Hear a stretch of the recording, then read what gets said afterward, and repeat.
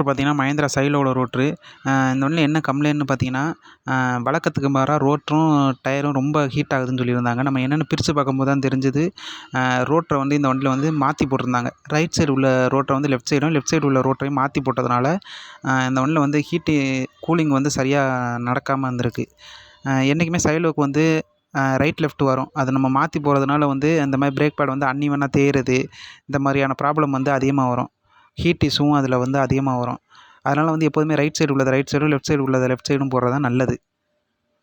இந்த மாதிரி சைலோ, ஸ்கார்பியோ இந்த மாதிரி வண்டிகளுக்கெல்லாம் வந்து ரோட்ரு வந்து ரைட் லெஃப்ட்டு மாறும்.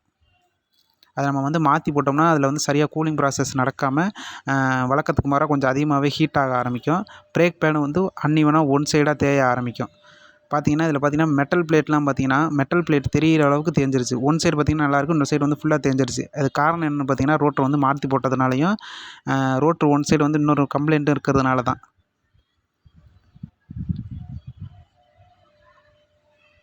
பார்த்தீங்கன்னா உங்களுக்கே தெரியும், இந்த பேடோட டிஃபரெண்ட் பார்த்தீங்கன்னா உங்களுக்கே தெரியும்.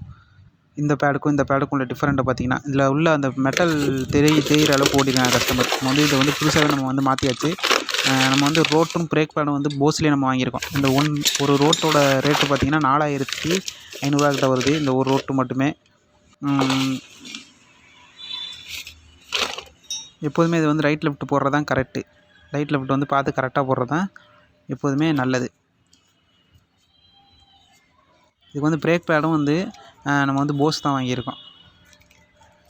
இதோட ரேட்டு பார்த்தீங்கன்னா வந்து 1300 கிட்ட வருது. வீடியோ பிடிச்சிருந்தா எல்லோரும் லைக் அண்ட் சப்ஸ்கிரைப் பண்ணிடுங்க மறக்காமல். நம்ம வந்து இனிமேல் இதை வந்து நம்ம வந்து மாற்றிடலாம்.